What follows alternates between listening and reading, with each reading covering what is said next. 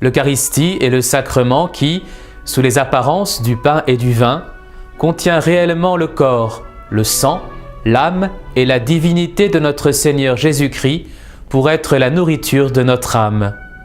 L'Eucharistie produit dans l'âme des effets admirables. Elle conserve et augmente la grâce qui est la vie de l'âme, comme le fait la nourriture pour la vie du corps.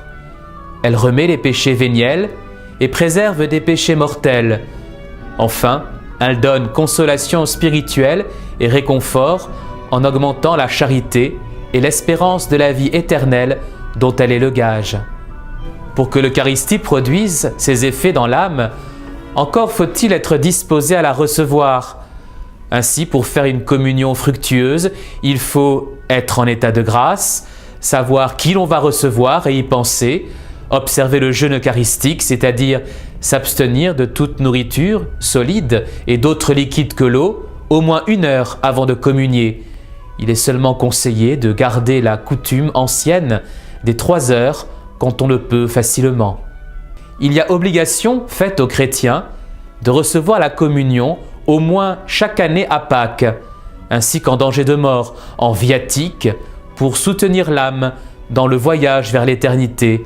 Mais bien sûr, il est très bon et très utile de communier souvent, pourvu qu'on le fasse avec les dispositions requises. C'est lors de la dernière scène, avant sa passion, que le Christ a institué ce sacrement, quand il consacra le pain et le vin et les distribua aux apôtres, comme étant son corps et son sang, leur demandant de faire de même en mémoire de lui. Autrefois, du temps de saint Grégoire le Grand, il y avait 3 messes en ce jour, une le matin pour la réconciliation des pénitents publics, une autre pour la consécration des saintes huiles destinées à l'onction des infirmes et au baptême, la 3e, enfin, vers le soir, pour la commémoraison de la scène du Seigneur et la communion pascale. C'est pour écourter les trajets du souverain pontife que la station du Jeudi Saint se faisait au Latran, l'antique lieu de résidence des papes.